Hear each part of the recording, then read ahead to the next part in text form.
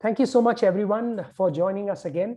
हम बातचीत जारी रखेंगे और हम आज पूरे दिन बात कर रहे हैं देश भर से सैकड़ों और करोड़ों लोग को जो रिप्रेजेंट करते हैं उनसे, उनके हितों की जो रक्षा करने की बात करते हैं, उनके हितों के बारे में जो बात करते हैं, क्योंकि ये भारत के छोटे व्यवसाय की बात है, ये भारत के छोटे बिजनेसेस की बात है और कैसे कुछ ऐसी स्थिति हो गई है आज कि छोटे बिजनेस को तकलीफ हो रही है, उनके लिए लेवल प्लेइंग फील्ड नहीं है। उनके लिए ऐसी स्थिति बन गई है कि कुछ ऐसी कंपनी कानून को, मैं ये नहीं कहूंगा दरकिनार करके, लेकिन कानून के कुछ प्रावधान का फायदा उठाते हुए ये कोशिश कर रही हैं कि वो छोटे बिजनेस को वो तय करें कि वो पूरे देश के प्रोग्रेस में, उसकी प्रगति में वो शामिल होंगे कि नहीं।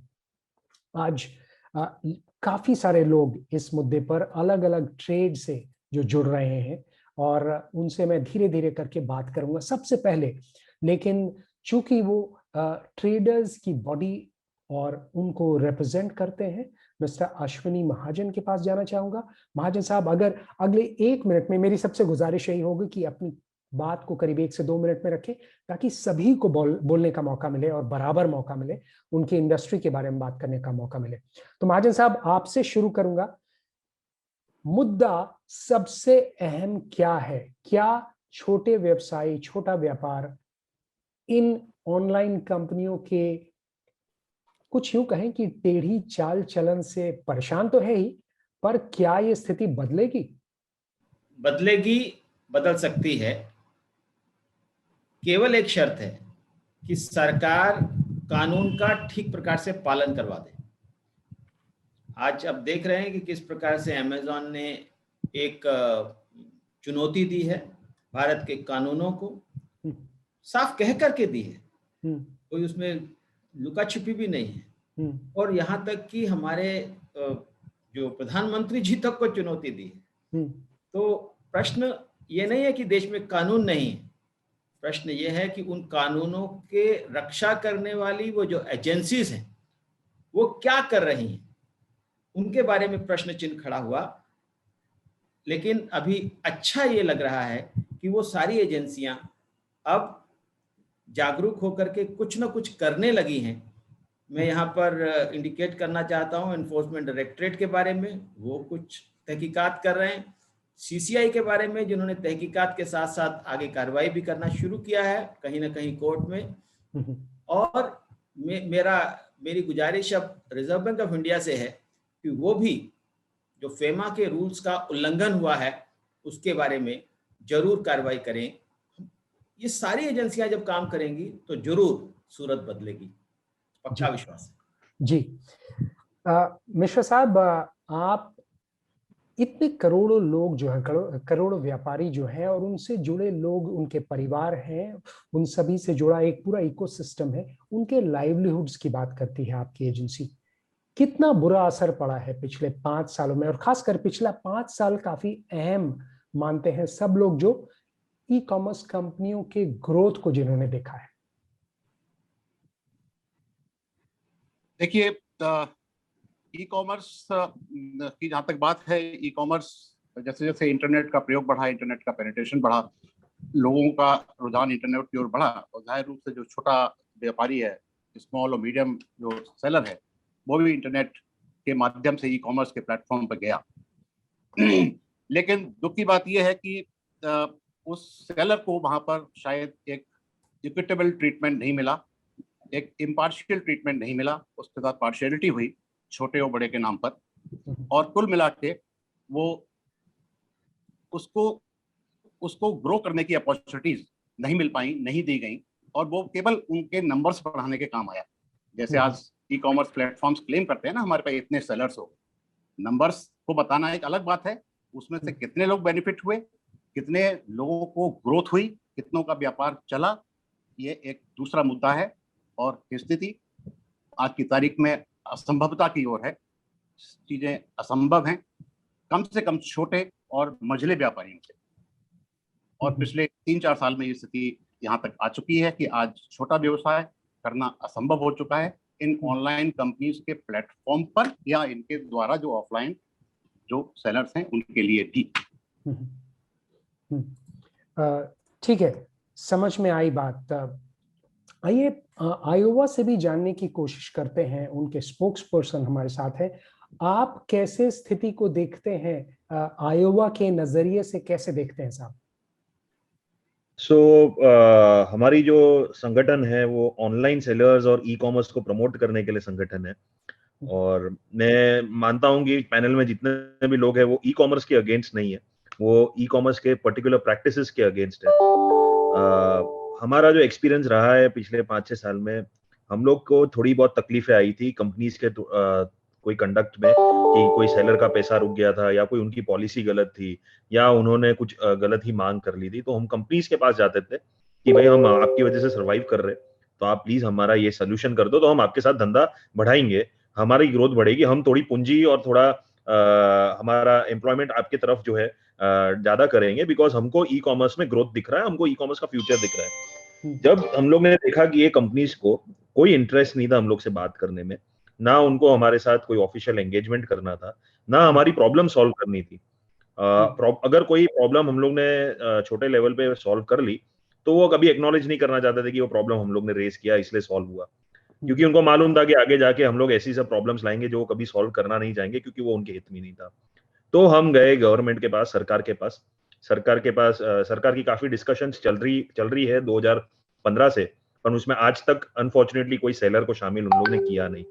जब हम लोग 2015-16 के वर्ष के टाइम, जब पहले तो 50 कंपनी होती थी ये सेक्टर में, आज तो 2-3 कंपनी ही रह गई है, क्योंकि मार्केट का कंसोलिडेशन हो गया।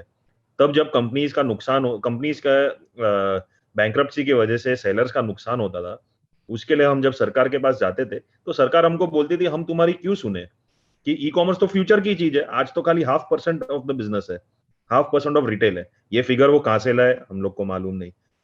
2015 में जो 0.5% था वो चीज आज 7%, ये लोग खुद क्लेम कर रहे हैं कि we are now 7% of the total market. वो 0.5% to 7%, that is a big growth of thousands and 2000s of percentage। अब ये ग्रोथ और कौन से सेक्टर में है, आज पूरे देश में आप देख लीजिए कि और कोई सेक्टर में अगर ये ग्रोथ आया है कि नहीं आया है। और ये ग्रोथ इसलिए आया है क्योंकि हम जो इनके साथ जुड़े, हमारी डिग्रेडेशन करके इन लोग ने खुद की ग्रोथ पकड़ी है। और सरकार का जो हमारे साथ जो रवैया रहा है, आज भी हम उनको बोल रहे हैं कि हमारे साथ डिस्कशन करिए, हम आपको बताते हैं कि ये बिजनेस में एक्चुअली क्या चीजें कर सकते हो जिससे ये बिजनेस देश को आगे ले जाएगा। आप चाइना में देखिए कि चाइना में ई कॉमर्स में उधर भी प्रॉब्लम्स है, ऐसा कोई नहीं है कि उधर प्रॉब्लम्स नहीं है, बट उधर उनका देश इतना स्ट्रांग हो रहा है ई कॉमर्स को लेकर। ये हमारी सरकार खाली 2 या 3 कंपनीज के नाम पर ई कॉमर्स को चलाना चाहती है और बाकी सबके साथ उनको कोई इंटरेस्ट नहीं है, ना उनकी सुनवाई करनी, ना उनके प्रॉब्लम सॉल्व करने, ना उनको बढ़ावा। जी ठीक है, ये मोटे तौर पर सुना। हम आपके पास वापस लौटते हैं, कुछ सॉल्यूशंस के लिए भी बात करेंगे और क्या स्पेसिफिक आपकी मांग होगी सरकार से, और जाहिर है इकोसिस्टम को बदलने के लिए उस पर भी हम बातचीत करेंगे। माफ कीजिए, चलिए एक और मुद्दा लेते हैं। अब बात करते हैं आयोवा के बारे में, क्योंकि एक इशू ये भी है कि डेटा किस तरह से इस्तेमाल होता है। सिंह साहब, आप ये समझा सकते हैं कि किस ढंग से डेटा का इस्तेमाल किया जा रहा है, जो शायद हमारे देश के हित में भी नहीं है और न ही ट्रेडर्स के हित में, जहां की सभी जानकारी उनके पास है और सभी डेटा उनके पास है और हमारे पास सिर्फ उन्हें फॉलो करने की का विकल्प है।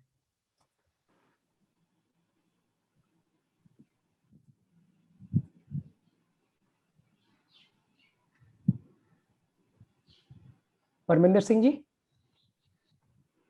आप तक आवाज जा रही है? नहीं, मैं म्यूट था, I am sorry. Thank you अविनाशी, मैंने बोलना शुरू कर दिया था, नो वरीज, अब मुझे पता लगा कि मैं म्यूट हूँ। शुक्रिया, आपने ये सवाल पूछा, बट मैं डेटा के सवाल पे जाने से पहले जो पहले बात चल रही है कि यहाँ हो क्या रहा है, उसके ऊपर सिर्फ चंद शब्द बोलना चाहता हूँ, क्योंकि हम सब अभी एक किसी छोटे छोटे हिस्सों में देखना चाहते हैं कि अगर यहाँ पर थोड़ी सी मरम्मत हो जाए तो शायद ठीक हो जाएगा।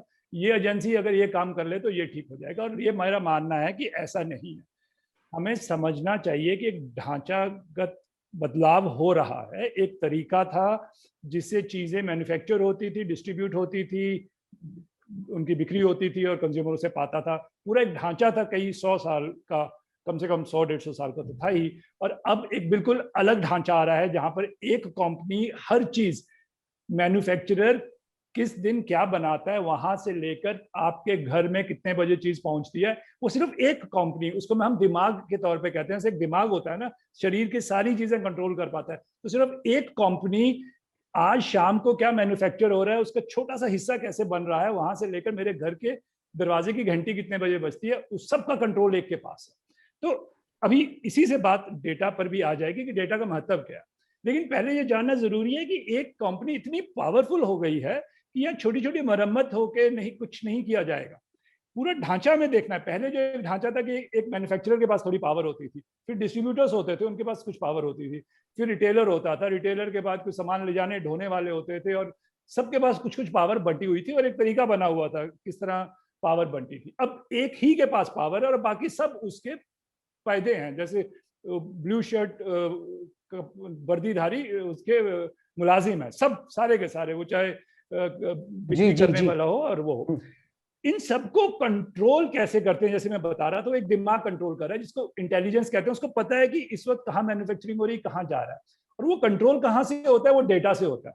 कि जैसे हम जो जो चीजें, हमारा बर्ताव होता है, लॉजिस्टिक्स वाला आदमी जाता है, कितनी देर रास्ते में खड़ा होता है, मैं कितनी देर लगाता हूँ किसी चीज को चुनने में या नहीं चुनने में, हर चीज का डेटा बन रहा है और उस दिमाग में जा रहा है। उस कंपनी का जो मेन प्रोडक्ट है वो उसका दिमाग है। तो आपने जो सवाल पूछा मैं उस पर आ चुका हूं अभी, कि ये डेटा सब एक ही के पास है, और जब तक बाकी ढांचे की चीजें बदल रही हैं उसके बारे में मैं बात कर सकता हूं, लेकिन सबसे सेंट्रल है कि डेटा सबका एक ही कंपनी के पास जा रहा है। तो उस डेटा की ओनरशिप क्या है, क्या वो डेटा लोगों को भी अवेलेबल हो, वो अपने डिसीजंस ले सकें, तभी वो पावर का वितरण जो है वो कुछ ज्यादा डेमोक्रेटिक हो पाएगा। तो डेटा की ओनरशिप का सवाल इस सारी बात में बड़ा सेंट्रल है इस प्रकार से।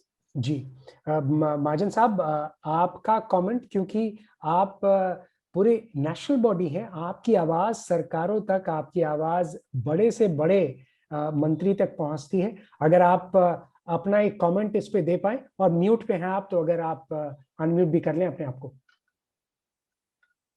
देखिए, जो परमिंदर जी ने कहा कि शक्तियां केंद्रित हो रही हैं, तो शक्तियां जो केंद्रित होती हैं इसकी एक प्रक्रिया रहती है। अगर हम इसको अलाउ करते चले जाएंगे तो और ज्यादा केंद्रित होती चली जाती है। ये कैपिटलिज्म का असूल है जी, जो पूंजीवाद है, इसी आधार पर चलता है।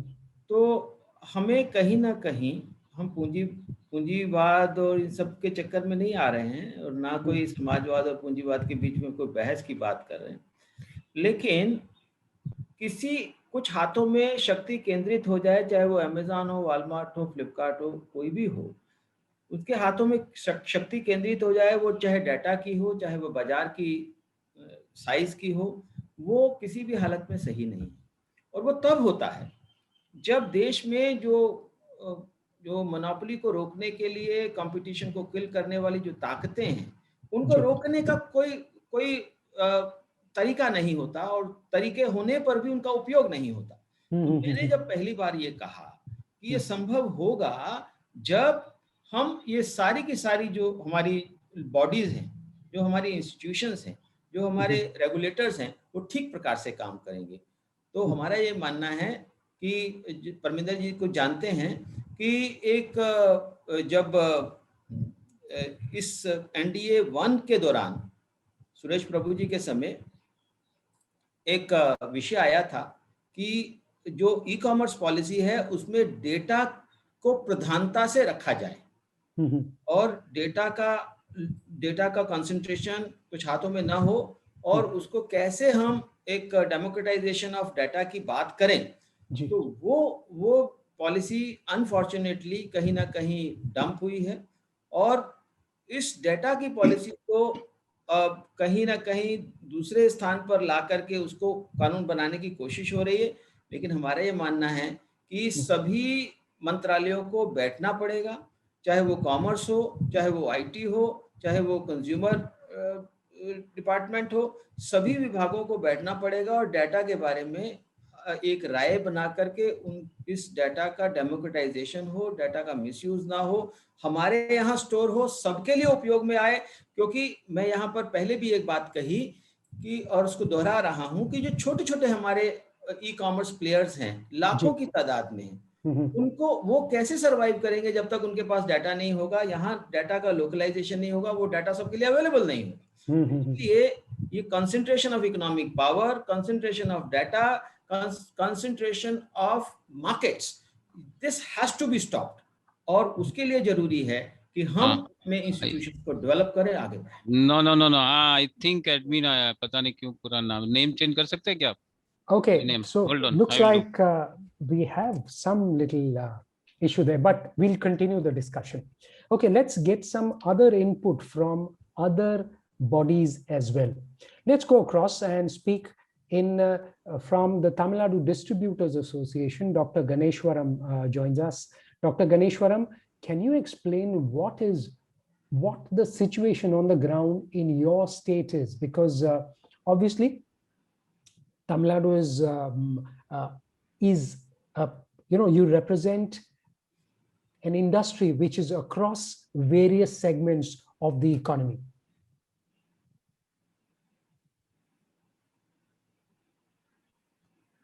Dr. Ganeshwaram, if you're on mute, you need to unmute yourself, please. See, Tamil Nadu is a very big potential market for FMCG electronics items, particularly white goods in full. Unfortunately, because of the entry of e-commerce companies, MNCs in particular, there is a definite big disturbance in the retail trade. That is, as far as the mobile retailers are concerned, here they have lost walk-ins into the shops. Even mobile retailers who were very, very prospective, like opening 2 shops, 3 shops, or opening 5, 6 shops outside their towns, have started shutting down, reducing, because they were understanding that they were losing on each and every front, because the walk-ins had. But I wish to state, already I have stated this when we met in Delhi last year. Ashwini ji was there. Exactly during the parliamentary election, which was held last 2019 May, for 4 months, there was absolutely zero activity by Amazon, Flipkart, these people on the newspaper front or media, any media front. That particular time, there was a lot of walk-ins from the consumers coming back to the shops, and things were looking very prospective again. We thought that the government has put a tight control. But once the elections are over and the government has taken place, within less than a month time, they have started back their activities, and it is definitely jeopardizing the retail trade. There, the survival of a small ticket retailer is on a daily basis. Because all popular brands, the margins are very wafer thin. They even sell on a cost-to-cost basis, so that they don't lose the customer and think that they are making money on some other activity. But they need an activity, because they don't. People do not know some other activity to plow in and change the business. This is the rot that these e-commerce companies have created in the livelihood of small, medium, and bigger retailers. Along with the MNCs, now JioMart is also creating a lot of disturbance. I will just give one example before I stop my expressions. One is Amazon Distribution Private Limited is having its network office in Bangalore. To palm top and other things, they are taking order from the border towns of Tamil Nadu, Hosur, Dharmaburi, Krishnagiri, all these places. And they are offering at such a low price than the authorized distributors of popular brands. The distributors have no other choice but to give order to them. Okay, got your point. Got your point. Yes, and Amazon distribution private limited, they are coming with invoice and making delivery, but we have tried to stop them physically numerous times. Okay, I don't know if station okay, and fighting probably out on the street. But how long we can do it on a daily basis? People are terribly disappointed. okay, get your point, That's Mr. it. Ganeshwaram. Mr. Bakshi, if you can enumerate some Yeah. of the issues being faced. Yeah. Thank you so Please. much, and I apologize for the video part. I am missing somewhere because due to this corona right now, it's very serious situation in Surat, and I am based at Surat, and right now I've just moved my office from somewhere else. So again once again apologize for the video part. It has become serious as a lot of other general sense also itself speaks about this e-commerce. I had a few days back, I had a meeting with the DPIIT also regarding this only, brainstorming for this policy. The very reason that government is, which I could surmise out of all the discussions with them, that government is very much inclined towards increasing the e-commerce and some kind of supporting a way of things, I think enhancing for the big players. Now, what is the agenda, what the future or vision that government is looking at is something that is going to make a huge impact on the middle class, lower middle class, and the traditional business people who have been giving employment to lakhs and crores of people. Now, the important thing that I think the government should look at is that the revenue part. Actually, government is in, very much, thinking for the revenue, because they are least bothered whether the price is less or costly, I mean से चावल अगर costly है या सस्ता है उनको इतना फर्क नहीं पड़ता. उनके दिमाग में या पॉलिसी के टाइम में they are looking at what revenue we are getting out of this business, what is the increase of the business overall quantum of the India, right? Now the revenue part, which I also explained to them as well, that how these people sell.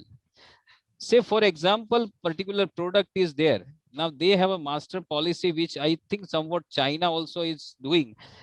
The intelligent business people, what will do with some money power, they will invest money for 2-3 years. It's kind of a right from reverse to balance and then to grow. So they wanted to kill the entire competition. Ultimately, small or big player or a middle class player or standalones kind of shops or local chains, they are all there right now competitors. That's the second thing, that Amazon has got now competition with local Jio and Flipkart and couple of big players similar. But the DMart is again their competitor. Now, the important part for revenue for government is that when they sell 100, they purchase, for example, a product worth ₹100 from their supplier or somewhere else. Now, what they do, they will put on sale at maybe 98 or 100 max or 101. That is a question. How? Because as the product, the similar product, which are supplied to the other chains of the distribution or direct sale, there they are unable to compete with keeping the same rate. Got it. So the point here is that the revenue generation part doesn't go, doesn't look for the country. Second is that the employment part. They look at that with the e-commerce, there are so many thousand employees are increasing, but they are overlooking and they are rather not looking at the part that lakhs of people are losing their employment. They don't have other revenue because India is not that literate. The industry, so that's a big loss. Anything else would you like to discuss? We can go. Okay, we'll just come back to you. Also, sure. Need to speak to Mr. Devendra Agarwal. Agarwal sahab, आपके नजरिए में, चूंकि आप FMCG distributor traders को represent करते हैं, ये एक ऐसा सेगमेंट है जो कि हर इंसान को कंज्यूम करना है। हर एक 130-40 करोड़ लोग जो है देश में, सभी कंज्यूम करते हैं। ये ट्रेड पे क्या असर हो रहा है और क्या रास्ता आपको दिखाई देता है? क्योंकि ये कंपनियां अब इस ट्रेड में भी घुस रही है। अमेजॉन फ्रेश है, वॉलमार्ट भी ये करना चाहता है, और दूसरों के साथ, एक दूसरे के साथ बिग रिटेल वो हाथ मिलाकर ये काम कर रहे हैं। देखिए, ई कॉमर्स वक्त की जरूरत है, कोई भी इसका विरोध नहीं करेगा, लेकिन इसका दुरुपयोग जब होता है तो सबको कष्ट होता है जी। आज ई कॉमर्स में इतना दुरुपयोग हो रहा है, बड़ी बड़ी कंपनियों ने अपनी मोनोपोली बना रखी है। कॉस्टिंग से लेकर वो अपनी जो सेलिंग करते हैं प्राइस, वो कॉस्टिंग से नीचे होता है। इसकी वजह से जो ट्रेडिशनल ट्रेड है इंडिया का, वो काफी डिस्टर्ब हो रहा है और समाप्ति की ओर बढ़ता जा रहा है। जी। दूसरी बात, मेल अपनी कुछ ही कंपनियों को प्रेफर करते हैं सामान खरीदने में, वो भी इनके अपने सपोर्ट वाली कंपनियां होती हैं। तो इनका जो कहते हैं हम सेलिंग बढ़ा रहे हैं, मैन्युफैक्चरिंग बढ़ती है, इससे लोगों से हम सामान खरीदते हैं, वो गलत है। इन्होंने स्पेशल स्पेसिफाइड कंपनीज होती हैं जो इन्हीं की अपनी होती हैं, एक तरह से उन्हीं से माल खरीदते हैं। और गवर्नमेंट को इसका कोई रेवेन्यू लॉस ही है, फायदा कोई नहीं है। 100 की चीज लेके अगर ये 98 या 95 में बेचेंगे तो गवर्नमेंट को जीएसटी या इनकम टैक्स तो देने से रहे, उल्टा उसका वो मिसयूज ही करते हैं। सही हो सकता है अगर गवर्नमेंट, जैसे अश्विनी महाजन जी ने कहा, कानून है लेकिन उनका इम्प्लीमेंटेशन नहीं हो रहा है। अगर जो हमारी एजेंसियां हैं और वो उस कानून का, सीसीआई है और अदर कंपनीज हैं, सब जितने भी डिपार्टमेंट हैं, अगर वो अपना ड्यूटी सख्ती से निभाएं और इन पर नकेल कसें, तो ई कॉमर्स प्लेटफॉर्म को गलत नहीं है, बहुत अच्छा प्लेटफॉर्म है। इससे हर ट्रेडिशनल व्यापारी को भी एक ग्रोथ का मौका मिलेगा। लेकिन बस ये है कि गलत जो प्रैक्टिस है इनकी, वो रोकी जाए। इससे की वजह से हमारा ट्रेडिशनल जो व्यापारी है वो खतरे में है। धन्यवाद। बिल्कुल बिल्कुल महाजन साहब, बात आप तक ही जा रही है। आपको सरकार के पास शायद ये बात लेकर जानी है कि सभी एजेंसीज को चाबुक चलाना होगा। आखिर कैसे होगा, कैसे ये चाबुक चलाना संभव होगा? देखिए, हम लोग लोकतंत्र पे जी रहे हैं और लोकतंत्र में संख्या की बहुत बड़ी ताकत होती है। और इस सारी प्रक्रिया में हमने देखा कि जब संसद में भी यह कानून पारित हो रहा था तो बेईमानी के साथ किया, उस कानून को बहुत बेईमानी से पारित किया गया था। मैं बात कर रहा हूं जब एफडीआई रिटेल के बारे में कानून लाया गया था। तो लेकिन अच्छी बात यह है कि सरकार ने प्रारंभ से ही, चाहे वो 2016 का प्रेस नोट 3 हो या 2018 दिसंबर का प्रेस नोट 2 हो, या उसके बाद भी आने वाले तमाम प्रकार के जो फैसले हों, ये ई कॉमर्स पॉलिसी के बारे में लगातार हो रही चर्चा हो, और ये सारी बातें एक तरफ इंगित कर रही हैं कि कहीं ना कहीं सरकार इसके बारे में सीरियसली विचार कर रही है। और जैसा कि बताया भी देवेंद्र जी ने कि ऐसा लगा कि ये शायद गणेश राम जी ने बताया था कि ऐसा लगा कि हाँ अब कुछ होगा, रुकेगा। लेकिन ये बहुत उस्ताद लोग हैं जो ई कॉमर्स कंपनियों के जो मालिक लोग हैं, अमेजॉन हो या जो भी फ्लिपकार्ट, वॉलमार्ट हो, तो ये लोग बड़े बड़े स्मार्ट और बड़े उस्ताद लोग हैं। कैसे कानूनों को धत्ता दिखा करके काम करना। आपने जो शुरुआत बात बोली थी कि कानूनों को दरकिनार करके, वास्तव में कानूनों को दरकिनार करके ही ये काम करते हैं। मुझे याद है कि जब फ्लिपकार्ट वॉलमार्ट की डील हुई तो आप विश्वास कीजिए कि ये कंपनियों ने, फ्लिपकार्ट ने अलग और वॉलमार्ट ने अलग, देश के हर जो हाई कोर्ट से मेरे पास कैविएट भेजी थी, हर हाई कोर्ट से, कल्पना कीजिए, और बड़े बड़े वकीलों के माध्यम से। और ये अपने वकीलों को किस प्रकार से कितना बड़ी राशि देकर के हायर करते हैं, पैसे के दम पर। पैसे के दम पर ये बाजार पर ही कब्जा करते हैं, पैसे के दम पर ये हमारे छोटे व्यापारी को भी नष्ट कर रहे हैं, पैसे के दम पर ये कहीं ना कहीं अधिकारियों को भी प्रभावित करते हैं। मैं नाम नहीं लेना चाहता हूं, देश के शीर्ष अधिकारी भी इनके बोर्ड पर चले जाते हैं। तो एक प्रश्न खड़ा होता है कि हम किस पर विश्वास करेंगे। तो यहाँ पर यहाँ पर एक बात आती है कि जो सरकार का जो राजनीतिक नेतृत्व है उसको अधिकारियों की बातचीत से अलग हट करके वास्तव में ये फैसला लेना पड़ेगा। ये राजनीतिक फैसला है, ये राजनीतिक फैसला है कि कैसे कैसे सारी ताकत झोंकी जाए ताकि ये हमारे छोटे व्यापारियों को, हमारे छोटा दुकानदार जो है, जो अपने साथ 2-4 लोगों का पेट पाल रहा है, हमने देखा है कि देश में जितने बड़े बड़े अफसर बने हुए हैं वो सब, या चाहे वो शिक्षा के क्षेत्र में बड़े काम करने वाले लोग हैं या किसी भी क्षेत्र में बड़े काम करने वाले लोग हैं, वो किसी ना किसी दुकानदार के बेटे हैं जी, बहुत बड़ी संख्या। चलिए हम माफ कीजिए आपको, मैं यहाँ पर अपनी बात खत्म कर रहा हूँ कि कैसे हम, ये एक राजनीतिक फैसला करना पड़ेगा। मुझे लगता है कि सरकार ने किया भी हुआ है। जिस प्रकार से जो वर्तमान में जो हमारे कॉमर्स मिनिस्टर हैं जिनके जिम्मे ये काम है, वो लगातार इन कंपनियों के बारे में खुले तौर पर बयान दे रहे हैं। मुझे लगता है कि उन बयानों को कहीं ना कहीं धरती पर इम्प्लीमेंटेशन के तौर पर, चाहे वो सीसीआई हो, चाहे वो ईडी हो, चाहे वो आरबीआई हो, चाहे वो दूसरे विभाग हो, उन पर इम्प्लीमेंट करना पड़ेगा। जी पाटिल साहब, AICPDF की तरफ से आप बताएं कि किस ढंग से इतनी ट्रेड बॉडीज साथ जुड़ रही हैं, एक प्लेटफॉर्म पे आ रही हैं। अश्विनी महाजन जी स्वदेशी जागरण मंच की ओर से आ रहे हैं और जो परेशानी है वो अनदेखी नहीं है। तो आखिर अब आप कैसे उम्मीद कर सकते हैं कि, अगर मैं शब्द इस्तेमाल करूं, कि सरकार जागेगी और सरकारी एक्शन संभव होगा? आशुतोष जी नमस्ते। एंड मैं अश्विनी जी के बात से सहमत हूँ, बिकॉज मुझे पहले भी 1-2 बार मौका मिला था, मैं अश्विनी जी के साथ में प्रोग्राम में रह चुका हूँ। अश्विनी जी ने जो कहा वो बिल्कुल सही है।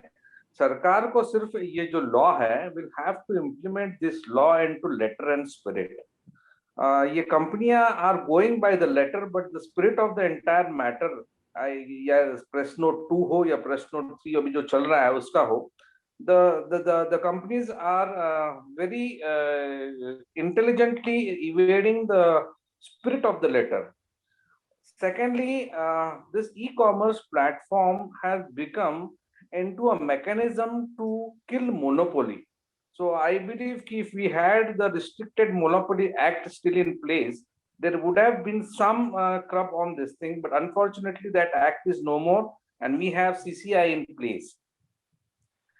Again, Mr. Devendra Agarwal has correctly noted that revenue loss for the government is not accounted in any case of it, because there is absolutely no GST being collected from these companies because their sales are lesser than what their purchases. So as they are showing losses in their balance sheet on year, so there is no question arises of any income tax to be paid. Neither there will be a GST paid because the discounted price is there on each and every product they produce. So there is absolutely no revenue whatsoever, which is in comparison with the sales they are showing. Secondly, there's a law which has been come that you have to show by each and every product country of origin, which is not shown, and there is no agency whatsoever looking after this matter, which should have been, because it has gone into weights and measure, but none of their websites are having the country of origin mark on each and every product, which is mandatory right now. And thirdly, I would like to suggest Ashwini ji that if these companies just go by to this market by just discounting the products instead of a revenue loss, I believe that they should have something mechanism called on GST on MRP for these people. So then they might keep themselves away from giving more and more discounts. So the e-commerce, which is disturbing the entire market, the process is not the problem. The discount and the visibility is the issue. The retailer or small traders are not able to have such kind of a mechanism which is discount. There are products which are much more better into what do you say, quality and durability, but the reach of the small retailer is not that one. That is what is creating the entire thing into this. So there are a lot of things the government should abide and make it a point that the law is followed in both letter and spirit. Okay, get your point. अभय रंजन मिश्रा जी, जिन लोगों की अभी बात हो रही थी कि आखिर कितना टैक्स देती हैं ये कंपनियां और कितना हम मोटे तौर पर उन पैसे की, हम नंबर्स की बात करने की कोशिश कर रहे थे। क्या आपके अनुसार कोई संख्या हम कह सकते हैं आखिर कितने बिजनेसेस को परेशानी हुई होगी या तो उन्हें बंद करना पड़, ऐसी कोई संख्या जो आप चाहते हैं कि सरकार तक जाए ताकि वो सुने आपकी बातें? देखिए, एग्जैक्ट संख्या तो मैं आपको नहीं बता सकता हूं, लेकिन आप इस बात से अंदाजा लगा सकते हैं कि एक छोटा दुकानदार अपने यहाँ 2 लोगों को एम्प्लॉयमेंट देता है, 2 लोगों की लाइवलीहुड चलाता है। और ये बहुत सच बात है। जैसे आप आजकल आप मोबाइल मार्केट को देखेंगे तो पूरा मोबाइल इंडस्ट्री, पूरा रिटेल मोबाइल स्टोर्स एक्सटेंशन के बर्ज पे हैं, बंद होने के कगार पे हैं। और कई लोगों ने कहा, तो उस पर आप कलेक्टिवली देखेंगे तो mobile stores plus mobile stores पे काम करने वाले लोग, और आप कलेक्टिवली देखेंगे कि ये तो बहुत बड़ा एक लाइवलीहुड का लॉस हुआ है।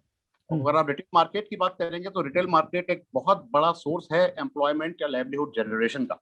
अगर हम उसी को ही किल करने की बात करेंगे या उसके ग्रोथ की बात नहीं करेंगे, अगर हम वो उसी को इम्पैक्ट होने देते हैं तो एक बहुत बड़ी तादाद में लाइवलीहुड का लॉस हुआ है।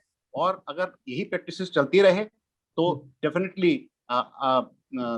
ये लॉस जो है और बढ़ेगा और चीजें असंभव हो जाएंगी, और असंभव इस हद तक हो जाएंगी कि उनका रिवाइवल भी असंभव होगा। अगर असंभव से बड़ा कोई और वर्ड तो मेरे पास है नहीं, बस मैं यही कह सकता हूँ कि रिवाइवल भी मुश्किल होगा अगर इसी तरह की चीजों को चलने दिया गया।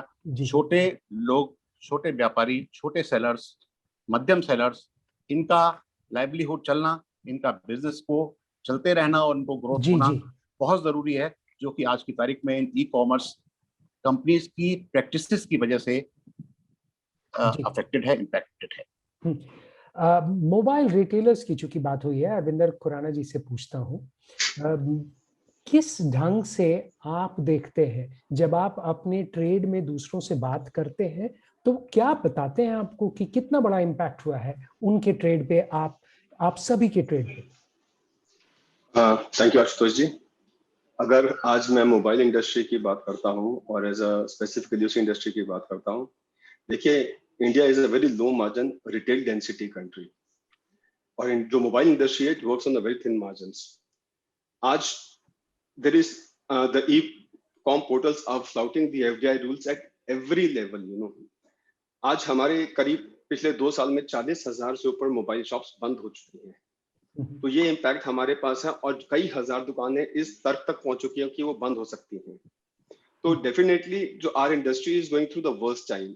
आज टॉप लाइन जो सी है, आज जितनी ई कॉमर्स कंपनीज हैं टॉप लाइन है मोबाइल से करती हैं। आज मोबाइल कैटेगरी में ई कॉमर्स इस दिवाली की बात करता हूँ तो they had a market share of 55%, which is highest globally, it's only in India. और आज 60% तक का बिजनेस मोबाइल शॉप्स पे गिर चुका है। और एक मोबाइल शॉप में एवरेजली एक टाइम था कि 17 से 18 लड़के काम करते थे, 8 से 10 से 12 ब्रांड्स होते थे। कंपटीशन तो था ही, पर आज जो है कि वो लड़के भी आज जो हमारी शॉप से जा चुके हैं और कई लोग बेरोजगार हैं। कई बार कुछ लड़कों को मैंने देखा है उबर ओला की टैक्सी चलाते हुए या किसी सैलून में काम ढूंढने की कोशिश करते हैं। तो हालात तो बहुत बुरे हैं इंडस्ट्री के। और डेफिनेटली अगर आप ये जो सिचुएशन है आज की डेट में, इस बारे में हम लोग कई जगह पे कई गवर्नमेंट डिपार्टमेंट्स में गए हैं, पर हमारे यहाँ पास कोई भी ऐसा डिपार्टमेंट नहीं है, कोई ऐसा ट्रिब्यूनल नहीं है, कोई मैकेनिज्म नहीं है जहां इसको हम लोग कंप्लेन कर सके कि कैसे एफडीआई पॉलिसीज का वायलेशन हो रहा है। देखिए हम लोग ई कॉमर्स के अगेंस्ट नहीं है, we are suffering for the malpractices और the monopolistic nature of their practices, उसके हम लोग कहते हैं विक्टिम्स हैं। और आज सबसे बड़ी बात है कि अगर मैं आज हम इस देश की बात करते हैं, मोदी जी की, हमारे ऑनरेबल प्राइम मिनिस्टर हैं, वो डिजिटलाइजेशन की बात करते हैं। मोबाइल रिटेलर्स को सर ई कॉमर्स में बेचना, माल बेचना अलाउड ही नहीं है। हमारी इंडस्ट्री के 2 सबसे बड़ी तकलीफ है, एक है एक्सक्लूसिविटी। आप समझिए एक्सक्लूसिविटी कैसे होती है कि एक मोबाइल फोन इंडस्ट्री है which survives and thrives on innovation and new technology. वो लेटेस्ट स्मार्टफोन जो कस्टमर तभी लेता है, और 25 साल से इंडस्ट्री तभी ग्रो कर रही है कि जब नया फोन आएगा आप खरीदेंगे उसको, तो वो फोन को हमारी दुकान तक आने ही नहीं देते। ये सारे फोन्स के टाइप्स उनके प्रेफर्ड सेलर्स के साथ हो जाते हैं, और वो फोन हमारी शॉप पर नहीं आता। जब वो फोन ही नहीं आएगा सर, तो कंज्यूमर कहाँ से आएगा? So they are coming the competition, definitely anti competitive practices हैं इनकी। और दूसरी बात, एक्सक्लूसिविटी सिर्फ मोबाइल फोन की नहीं है, एक्सक्लूसिविटी है ऑनलाइन डोमेन पे माल बेचने की। आज रिटेलर को वो नया फोन जो लॉन्च होता है, पहली बात वो मिलता नहीं है, अगर मिल भी जाए तो उसको ऑनलाइन पे बेचना अलाउड नहीं है। जब मॉडल पुराना हो जाता है, जिसको हम एंड ऑफ लाइफ कहते हैं, तो उस मॉडल को अगर उसको बेचने की कोशिश करता है तो बहुत मुश्किल है, because the kind of commissions they ask, the high commissions, unreasonable return and different policies, delay payments and their algorithms favouring their only preferred sellers, तो वो रिटेलर वहां सर्वाइव ही नहीं कर सकता। तो आज 25 साल से इंडस्ट्री जो एक ग्रो कर रही थी, देखिए 3 लाख सेलर्स हैं इस मार्केट में, 1.5 लाख से ऊपर सेलर्स स्मार्टफोन बेचते हैं, बाकी रिचार्ज करते हैं, और 90,000 से 1 लाख करोड़ की इंडस्ट्री है, करीब 9 करोड़ मोबाइल फोन साल के बिकते हैं यहाँ पे। तो आज आप देखिए कि ये इंडस्ट्री सबसे ज्यादा पेन में है, और इसके हालात ऐसे हैं कि ये मतलब दिन ब दिन रिटेलर्स अपनी जो शॉप्स हैं वो बंद ही करते जा रहे हैं। जी, तो स्थिति काफी गंभीर है सर, और ये इसीलिए है कि सर एक लेवल, देखिए पॉलिसी बना देना, जैसे अभी आपने ये स्टेक होल्डर्स की मीटिंग हुई DPIIT में, पॉलिसी आ भी जाएगी, जब तक पॉलिसी का इम्प्लीमेंटेशन नहीं होगा, इफेक्टिव मॉनिटरिंग कमेटी नहीं होगी, कोई एम्पावर्ड बॉडी नहीं होगी, वो पॉलिसी में वैसे ही लूप होल्स चलते रहेंगे और वैसे ही चलता रहेगा। आज सेबी है, फेमा है, तभी कुछ हो पा रहा है। अगर आज पॉलिसी भी आती है और अगर मॉनिटरिंग कमेटी नहीं आती है, तो हालात तो हमें नहीं लगता कि सुधरने वाले। चलिए, अंतिम शब्द मैं महाजन साहब आपके लिए सुझाव, आपके लिए आपसे गुजारिश करूंगा, आप अगर कहें कि जिस ढंग से देखिए स्टॉक मार्केट के लिए सेबी है, और सेबी और ब्रोकर्स अलग है। कोई स्टॉक ब्रोकर सेबी का हिस्सा नहीं है, और सेबी बाजार पे नजर रखती है। बाजार पे नजर रखना काफी अहम है। क्या पॉलिसी मेकर्स के लिए ये करना संभव है कि जिस ढंग से सेबी है, एक रेगुलेटर है, और उसी ढंग से RBI है या दूसरे रेगुलेटर्स हैं, TRAI है, IRDA है, उस ढंग की एक बॉडी इनके प्रैक्टिसेस, ई-कॉमर्स पूरी इंडस्ट्री पे फेयर प्रैक्टिसेस के लिए काम करे? आखिर कितना समय इंतजार करने के बाद ये हो सकता है? देखिए, वर्तमान में भी रेगुलेटर्स तो हैं, मैंने पहले भी जिक्र किया। RBI फेमा को रेगुलेट करती है, ED आर्थिक अपराधों को रेगुलेट करती है, CCI कंपटीशन के इश्यूज को रेगुलेट करती है। लेकिन मैंने पहले भी कहा और अभी दोबारा से दोहरा रहा हूँ कि CCI जो है वो बहुत ओल्ड फैशन्ड ऑर्गेनाइजेशन है। हालांकि इसी सदी में बनी है, 2002 में आई थी, लेकिन ओल्ड फैशन्ड इसलिए हो गई कि बदलाव इतनी तेजी से हो रहे हैं कि वो समझते ही नहीं है कि ई-कॉमर्स क्या है। मैं बड़े जिम्मेवारी के साथ कह रहा हूँ जी। मैं अगर कोई CCI का व्यक्ति जो है वो बुरा मान जाए कि मेरी समझ पर ही प्रश्न खड़ा कर रहे हैं, लेकिन वो समझते ही नहीं। क्योंकि ये मैं इसलिए कह रहा हूँ कि जब काली पीली टैक्सी का आया, तो उन्होंने कहा कि ये तो अलग अलग प्रकार के काम हैं, तो काली पीली टैक्सी वाला और उबर के बीच में क्या कंपटीशन है? इतनी है कि जिसमें समझ विकसित ना हुई हो तो उसके बारे में हम क्या कहेंगे। इसलिए जो अभी अरविंदर जी ने भी कहा, और बार बार जब हम ई-कॉमर्स पॉलिसी की बात करते हैं, ई-कॉमर्स पॉलिसी आनी चाहिए, ई-कॉमर्स पॉलिसी आने से नहीं होने वाला, उसके साथ ही साथ एक ताकतवर रेगुलेटर की जरूरत है। हमें ऐसा लगता है कि जो वर्तमान में रेगुलेटर्स हैं उनको भी अपनी ताकत पूरी कोशिश करना चाहिए उसकी उपयोग करने के लिए। ED से बड़े बड़े अपराधी डर के भाग जाते हैं, तो ये अमेज़न क्या चीज है? तो और अगर RBI किसी के पीछे पड़ जाए फेमा के अपराध का, फेमा का अपराध हो रहा है, ऐसा नहीं कि अपराध नहीं हो रहा। एनफोर्समेंट डायरेक्टर तो RBI बिना वजह से ये नहीं कह रहे, मुझे पत्र इसलिए नहीं लिख रहे हैं कि वो ये नहीं है। वास्तव में RBI ने मुझे पत्र लिख करके कहा कि आपकी शिकायत तो पहुंची है, लेकिन ED ने अभी तक चार्जेस फ्रेम करके नहीं बताए। तो कहने का अभिप्राय ये है कि फेमा का अपराध है, आर्थिक अपराध हो रहे हैं। मैं अपराध कह रहा हूं, ये कानून का कानून को दरकिनार साइड करके, ऐसा बात नहीं, ये अपराध है। और ये अपराध देश के लोगों के साथ अपराध है, देश के कानून के खिलाफ अपराध है, और इस देश की जो अस्मिता, उसके रोजगार के खिलाफ अपराध है। उस अपराध को रोकने का काम हमारी एजेंसियों को करना है। अगर हमारी एजेंसियां भी अपने आप को अक्षम पा रही हैं, सरकार को ऐसा लगता है, तो कोई ना कोई एक बड़ा बेहतर रेगुलेटर भी बनाने की जरूरत है। मैं इस बात से बिल्कुल सहमत हूं। चलिए, बहुत बहुत शुक्रिया आप सभी का इस चर्चा में शामिल होने के लिए। It's been a very interesting discussion. Now the key thing will be whether such an action from the government, from the policymakers, from the topmost people in the country can be time bound, because ultimately it concerns each and every Indian. Everyone among Indians, we consume FMCG products, we use mobile phones, we use other product categories where e-commerce is making a dent and impacting the lives of retailers and small businesses across the country.